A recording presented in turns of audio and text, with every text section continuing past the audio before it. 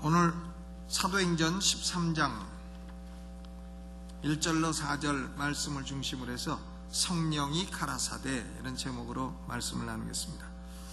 이 사도행전에서도 13장은 변환의 장이라 할 수 있어요. 왜냐하면 사도행전 1장부터 시작해가지고 예루살렘 또 유다, 사마리아 이렇게 전도가 되다가 13장부터 이제 이방인 전도가 시작되는 겁니다. 사도 바울의 선교 여행이 13장부터 시작이 돼요. 그래서 13장부터 1차 선교 여행은 3챕터, 2차 선교 여행은 3챕터, 3차 선교 여행도 3챕터, 4차 선교 여행은 7챕터. 이래가지고 3337 박수 칠 때 337 박수 치잖아요. 거기다가 3자만 하나 개평으로 더 붙이면 3337. 그러니까 13, 14, 15장은 1차 전도 여행, 16, 17, 18장은 2차 전도 여행, 19, 20, 21장은 3차 전도 여행, 그 다음 22장부터 27장까지는 4차 전도 여행, 이렇게 되는 겁니다. 그러니까 사도행전 13장은 이제 이방인에게 복음이 전파되기 시작한 선교 여행의 시작의 챕터다, 이렇게도 볼 수 있고, 또 교회의 중심 인물이 베드로에서 바울로 바뀌기 시작한 챕터라, 이렇게도 볼 수 있습니다. 그래서 우리는 사도행전 13장 이후로 보면서 하나님은 어떤 사람들을 통해서 또 어떤 교회를 통해서 하나님의 일을 이루어 나가시는가, 이것을 살펴볼 수 있어요. 하나님이 일을 하실 때에는 어떤 사람을 쓰시고 어떤 교회를 쓰시는가, 그러니까 어떤 사람을 쓰시는가 하는 건 개인적인 측면이고 어떤 교회를 쓰시는가 하는 것은 집단적인 측면입니다. 오늘은 먼저 개인적인 측면을 생각하고 또 다음 주에는 집단적인 측면을 생각하고 이러겠습니다. 먼저 오늘 이 사도행전 13장을 보게 되면 첫째 발견할 수 있는 진리는 하나님은 우리 각 사람에게 구체적인 사명 계획을 가지고 계시다 하는 거예요. 우리 각자에게는 구체적인 사명이 있다는 겁니다. 구체적인 사명이 있어요. 우리 각자가 해야 될 사명이 있어요. 나의 사명은 뭔가, 이것을 우리는 알아야 됩니다. 2절에 보니까 주를 섬겨 금식할 때 성령이 가라사대 내가 불러 시키는 일을 위하여 바나바와 사울을 따로 세우라 그랬습니다. 어떤 분들은 하나님은 그냥 일반적인 계획을 갖고 있고 개인은 그 계획에 동참하든지 말든지 그건 자기가 결정한다, 이렇게 생각합니다만은 그건 옳지 않아요. 왜냐하면 하나님은 각 사람에게 구체적인 사명 계획을 갖고 계시고 그 구체적인 사명 계획을 각 사람 통해서 이루어 나가신다는 겁니다. 사도행전 9장 15절에 보면 사도 바울은 처음부터 하나님이 구체적인 계획이 있으셨습니다. 이 사람은 내 이름을 이방인과 임금들과 이스라엘 자손들 앞에서 전하기 위하여 택한 나의 그릇이다. 그러니까 바울은 이방인에게 복음을 전하기 위해 택한 나의 그릇이다. 그렇게 하나님이 구체적인 계획을 갖고 계셨다는 거예요.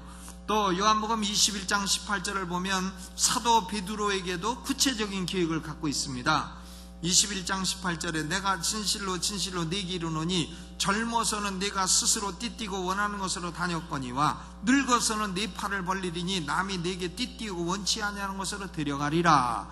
그러니까 사도 베드로가 내가 젊어서는 복음 전다고 다니지만 늙으면은 너는 팔을 벌리고 원치 않는 것으로 데려간다. 내가 십자가에 못 박혀 죽게 될 것이다. 이런 베드로의 인생의 구체적인 계획을 말씀한 겁니다. 그러니까 베드로가 자기한테 그런 말씀하시니까 옆에 요한이가 있으니까요, 주여 이 사람은 어떻게 되겠사옵나이까? 또 딴 사람 것까지 물어봐. 자기 거나 잘하지 않고서. 그러니까 예수님이 뭐라 하십니까? 내가 올 때까지 그를 머물게 할지라도 네게 무슨 상관이냐?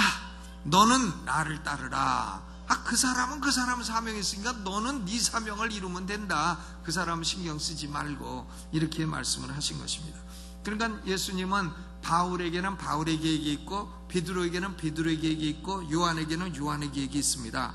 또 시편 139편 16절을 보면 다윗이 이렇게 말했어요. 내 형질이 이루기 전에 주의 눈이 보셨으며 나를 위하여 정한 날이 하나도 되기 전에 주의 책에 다 기록이 되었나이다. 그러니까 나를 위하여 정한 날이 있어요. 나를 위하여 정한 날이 있는데 그 날 동안에 내가 해야 될 일이 뭔지 주의 책에 다 기록이 돼 있다는 거예요. 그러니까 하나님이 다윗의 인생에게도 구체적인 계획을 갖고 있었다 하는 것을 알 수 있습니다. 그러므로 우리는요, 각 사람에게 정한 날이 있다는 걸 생각할 때에 사람이 일찍 죽어도 일찍 죽었다 말하지 말아야 됩니다. 그리고 오래 살아도 오래 살았다고도 말하지 말아야 돼요. 일찍 죽든지 오래 살든지요, 하나님이 주신 정한 날을 살다 가는 것이에요. 그러니까 각 사람에게는 정한 날이 있는 겁니다. 근데 우리한테는 좀 오래 정한 날 주셨으면 하는 그런 생각이 있기는 있습니다만은, 그러나 잠깐 정하다가 잠깐 살다 오라 하는 사람도 있고 그렇습니다. 정한 날이 있어요. 그 정한 날을 거역할 수는 없는 것입니다. 하나님이 각 사람을 위해 정한 날이 있고 그 날들 중에 해야 될 구체적인 사명이 있다. 이것을 다윗이 시편에서 말한 것입니다. 그러면 우리는 이런 질문을 해볼 수 있어요. 내 인생을 향한 하나님의 구체적인 사명 계획은 무엇인가? 하나님, 나를 향한 사명은 무엇입니까? 나한테 글로 따다다닥 앞에 나타나 보여주시옵소서. 아니면 환상 중에 탁 나타나 주시옵소서. 우리가 그렇게 좀 기도해 볼 수도 있죠. 어떤 사람은 목사가 됐는데 어떻게 됐냐 하니까 병이 들었는데 병 중에 기도하니까 글자 하나가 날아가더래. 그래서 탁 잡으니까 목자더래, 목자. 또 하나가 날아가더래. 탁 잡으니까 사자더래. 합쳐보니까 목사. 그래가지고 신학교 왔다는 사람도 있어요. 좀 웃기는 얘기 같지만 그 사람에게는 그게 심각한 거죠. 병 중에 목자하고 사자를 잡아서 온 거예요. 자기의 사명 계획이 뭐라는 걸 그런 방식으로 발견을 한 것입니다. 그런데 우리는 하나님, 나한테 구체적인 사명 계획을 화면 앞에 딱 보여주시옵소서, 이렇게 기도하는 것보다는요, 우리는 스스로 질문을 해야 됩니다. 나는 하나님 뜻 행하기를 즐거워하는가? 내가 내 인생에 하나님 뜻 행하기를 기뻐하는가? 하나님 뜻은 행치 않으면서 인생 계획 좀 보여주시오 그러면 하나님이 안 보여주십니다. 그러니까 먼저 하나님 뜻 행하기를 기뻐해야 돼요. 그러니까 여기 보면 안디옥 교회 선지자들과 교사들은 계획이 뭡니까 이거 묻기 전에 그들은 먼저 주를 섬겨 금식하고 기도하고 하나님이 주신 은사대로 교회에서 봉사하고 이러다 보니까 하나님께서 주를 섬겨 금식하다 보니까 야, 바나바와 사울은 이 교회 목회가 아니고 내가 더 크게 쓸 테니까 선교사로 보내라, 이렇게 구체적인 사명계획을 인도하신 것입니다. 그러니까 우리는 한 걸음 한 걸음 인도를 받는 것이지 한꺼번에 너는 몇 살에 뭐하고 몇 살에 뭐하고 이런 걸 한꺼번에 확 다 보여주지 아니하신다는 거예요. 구체적인 사명계획은 있어도 그것을 점진적으로 보여주시는데, 그렇기 때문에 중요한 것은 내가 지금 하나님의 뜻을 행하기를 기뻐하는가, 이것이 더 중요한 줄로 믿습니다. 그리고 우리는 하나님이 우리한테 보여주시는 인생계획에 만족하고 있는가, 이런 질문을 해봐야 돼요. 하나님께서 야, 너는 목사해라 하는데 아이고 난 싫습니다, 이래서는 안 되는 거예요. 목사하라 해야죠. 저도 목사가 뭐 하는지 몰랐어요. 우리 집안에 예수 믿는 사람이, 우리 어머니가 저보다 1년 먼저 믿으셨으니까 아무도 없어요. 우리 집에는 할머니가 삼신할머니 섬겼고 그랬지 없습니다. 우리 어머니도 어려서 아프면 굿하고 그랬어요. 그러니까 나는 아주 굿소리가 제일 듣기 싫었어요, 어려서부터. 근데 그래서 지금도 사물놀이 하면 아주 싫어요. 어려서 굿한 덩덩덩덕궁 소리를 우리 동네 인천시 화평동 350번째 어떻게나 많이 하는지 사람들이 병만 걸리면 굿하네, 아주 그 소리가 너무나 듣기 싫었어요. 어려서부터 이 징치는 거 덩덩덩덕궁 하는 소리가 얼마나 싫은지 지금도 아주 싫습니다. 신학교 교수를 있을 때 학생들이 사물놀이를 한다고 그걸 가지고 꽹가리 치고 다니면 내가 가서 그거 아주 못하게 했습니다. 그 시끄러우니까 이제 하지 말라고. 그러면 전통문화를 무시하십니까? 야, 전통문화인지 뭔지는 몰라도 난 그 소리 듣기 싫으니까 나 없는 데서 해라. 그런데 우리가요, 하나님의 구체적인 사명계획을 보이시면 그걸 만족해야 하고 순종을 해야 됩니다. 보이셔도 하나님 나 딴 거 하려면 이래서는 안 된다는 거예요. 그런데 하나님이 저를 구원해 주시고 기도 중에 네가 나의 종이 되려 하느냐 감사함으로 해라, 이렇게 말씀을 하신데, 저는 그런 말씀을 일생 중에 뭐 맨날 들은 게 아니에요. 꼭 인생에 아주 필요한 시기에 그렇게 한 번씩 말씀을 하시더라니까요. 그래가지고 그 말씀에 그냥 100% 순종하고, 뭐 법학이고 뭐고 갖다가 다 던져버리고 그냥 처음부터 신학을 새로 공부하는 사람이 돼서, 제 처가 결혼하고도 10년간 학부형 노릇했습니다. 10년간. 그러니까 이 바나바와 사울도 주를 섬겨 금식하고 하나님의 교회에서 자기에게 은사를 주신 대로 봉사를 하다 보니까 하나님이 그들을 선교사로 부르신 거예요. 구체적인 사명계획을 그제서야 보이신 거다 이거예요. 그러니까 바나바 사울이 하나님, 내가 지금 여기서 목회자라고 교회 부흥되는데 선교사는 웬 선교사입니까? 딴 사람 보내시지 왜 하필이면 접니까? 이렇게 얘기하지 않고 그냥 즉시로 안수하고 그 뜻에 순종하여 선교를 시작하게 된 줄로 믿습니다. 그러니까 우리는 하나님, 내 인생의 구체적인 계획을 타이프로 찍어서 내 앞에 보여주시옵소서, 이것보다도 더 중요한 것은 내가 지금 주의 뜻을 행하기를 기뻐하는가, 그리고 나는 주의 뜻을 보이시면 순종을 하겠는가, 그런 마음 자세가 더 중요한 줄 믿습니다. 그러니까 결혼하는 청년들도요, 결혼하고자 할 때에 하나님이 내게 짝을 보여주시면 순종하겠습니다, 그래야 하나님이 보여주시지, 하나님 보여주셔도 내 마음에 안 들면 안 할랍니다 이러면 그럼 네가 하세요 이러지 하나님이. 네가 하시지 왜 나보고 보여달라 하느냐, 그럴 거 아닙니까? 그러니까 첫째로 중요한 것이 하나님 뜻 행하기를 기뻐해야 되고, 둘째로는 순종하는 마음이 있으면 하나님은 한 걸음 한 걸음 우리 인생을 향한 구체적인 계획을 보여주실 줄로 믿습니다. 한번 따라서 해보시죠. 하나님은 내 인생에 구체적인 계획이 있다. 아멘. 그 맞는 거예요. 두 번째로는 하나님의 계획은 우리에게 주신 은사와 일치하는 겁니다. 은사와 일치하는 거예요. 그러니까 우리 성도들은 다 은사가 있는데 은사가 다 다릅니다. 근데 하나님이요, 소명을 주셨다 해도 은사와 일치를 해야 돼요. 예를 들어서 뭐 장애인들에게 좀 죄송합니다만은 눈이 안 보이는 분에게요, 뭐 사진 작가로 부르신다, 그런 건 좀 어색하지 않겠습니까? 또 귀가 안 들리는 분에게 뭐 음악가로 부르셨다. 물론 뭐 베토벤은 하다가 이제 그런 수도 있고 그런 아주 특수한 경우도 있을 수 있습니다만은, 그러나 일반적으로는 그렇지 않지요. 그러니까 화가로 부른 사람은 벌써 그 재주가 있고 어려서부터 만화라도 잘 그리고 하는 거고, 음악가가 된 사람은 어려서부터 참 뭘 두들겨도 박자에 맞게 두들기고, 이게 벌써 은사가 있는 것이죠. 또 뭐 목사가 돼야 될 사람이 그냥 말만 하면 버벅거린다, 그러면 그건 곤란한 것이에요. 물론 뭐 특수 목회 이런 것이 있을 수는 있어도 일반적인 목회의 소명은 아닌 겁니다. 그러니까 선교사가 되기 위해서는 복음 전파의 능력도 있어야 하고, 또 선교 현장에서 어려움을 감당할 능력도 있어야 되고, 또 언어의 능력도 있어야 되고, 불신자를 가르쳐 교회를 세울 영적인 능력도 있어야 되는 겁니다. 바울과 바나바에게는 그런 은사가 있었기 때문에 하나님이 그들을 선교사로 부르신 겁니다. 안디옥 교회에도 5명의 선지자와 교사들이 있었다 그랬어요. 1절에 보면. 그런데 그 가운데서 2명인 바나바와 사울에게만 선교사로 은사를 주시고 소명을 주어 부르신 것입니다.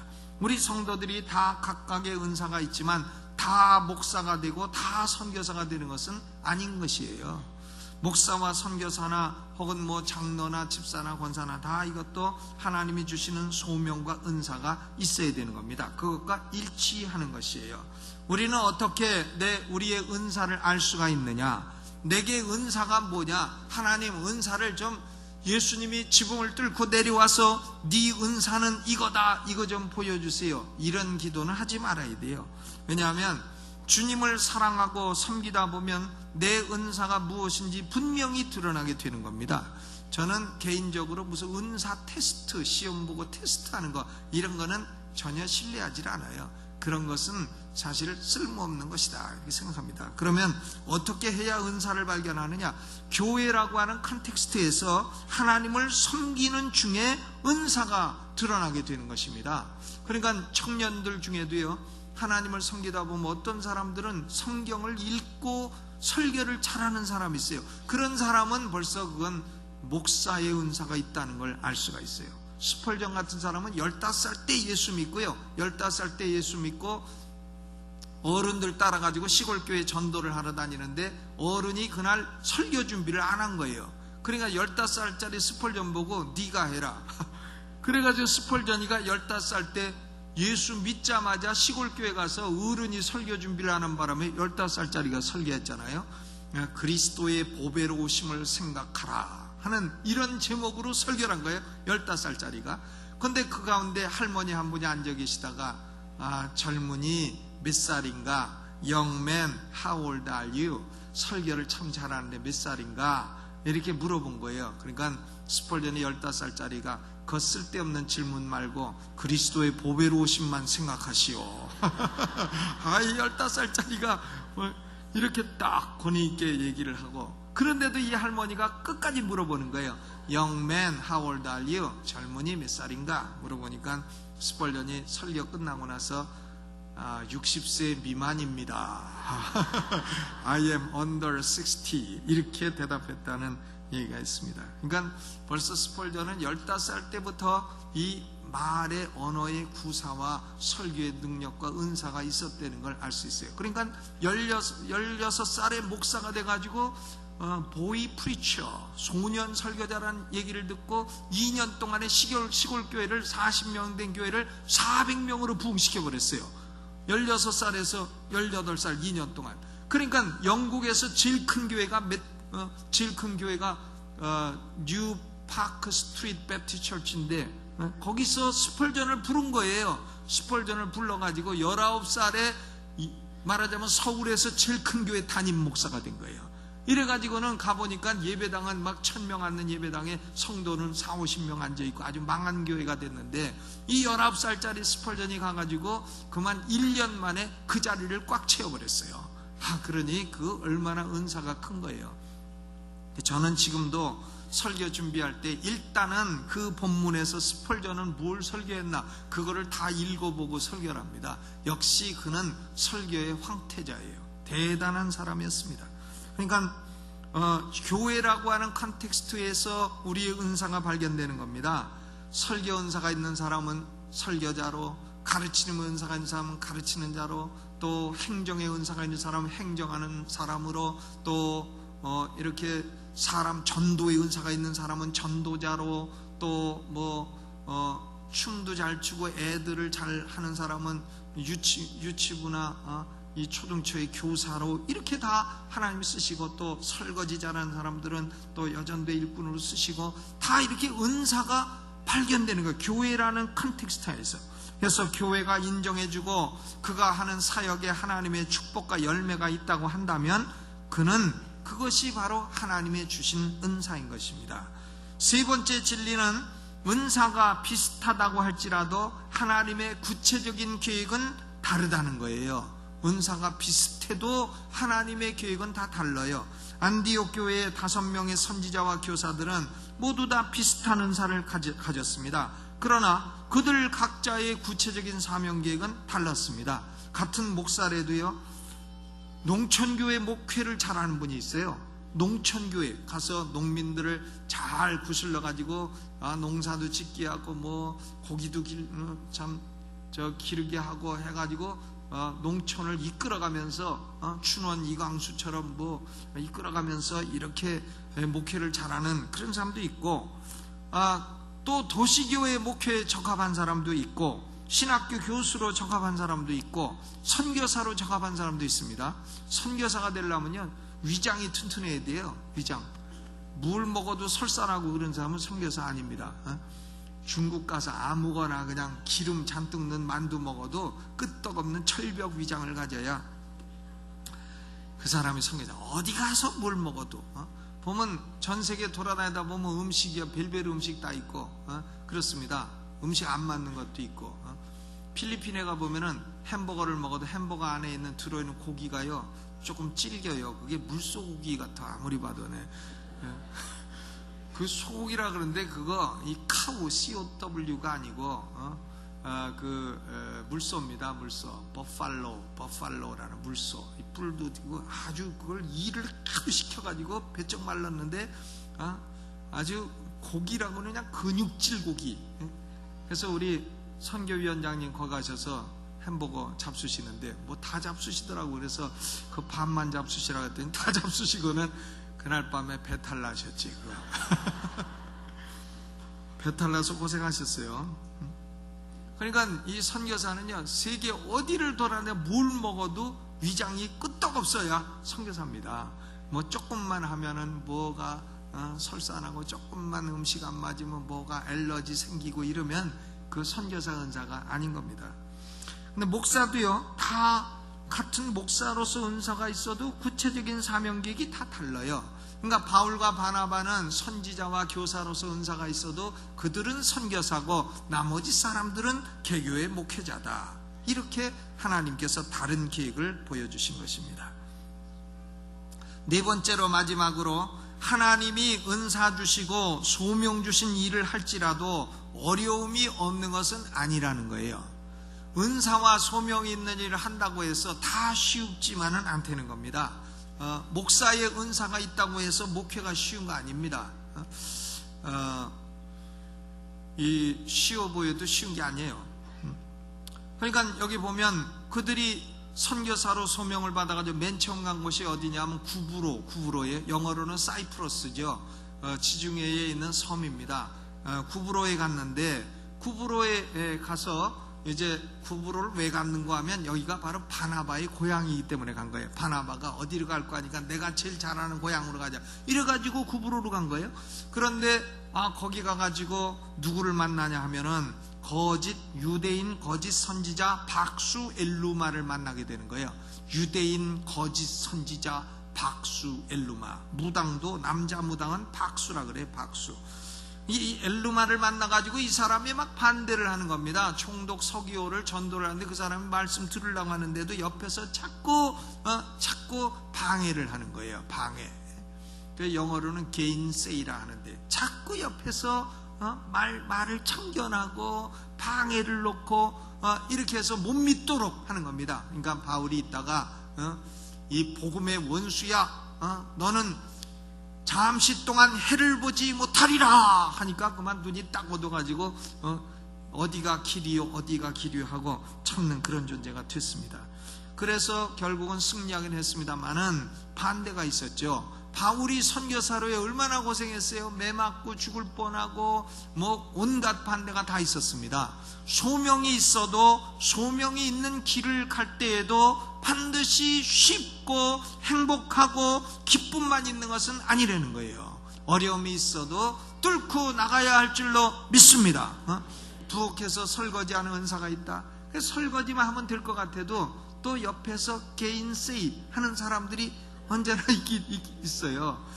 그래가지고는 어려움을 겪고, 아이고 내가 이 교회에 무슨 설거지 하는 사람이냐고 때려칠 수도 있죠. 그런데 때려치지 마시기를 주의 이름으로 축원합니다. 또 전도를 전도하다 보면 구정물도 쓰고, 저는 신학교 다닐 때, 신학기 1학년 때 충주에 가서 전도를 하는데요. 충주 가서 전도하다가 무당집도 전도하고 욕도 먹고 물도 뒤집어 쓰고 이랬는데, 거기 전도하고 오다가 기차를 타고 대전에 오는데 그만 기차가 놓치게 돼가지고는 쫓아가다가 넘어져서 제가 철로에 넘어져가지고 무릎이 막 팍 까졌어요. 무릎이 이만큼 들어가 버렸어요. 막 피가 막 나고, 그래도 기차를 올라탔죠. 올라타가지고는 무릎에 보니까 막 피가 철철 나니 어떡합니까? 무릎에 정강이가 이만큼 들어갔어요.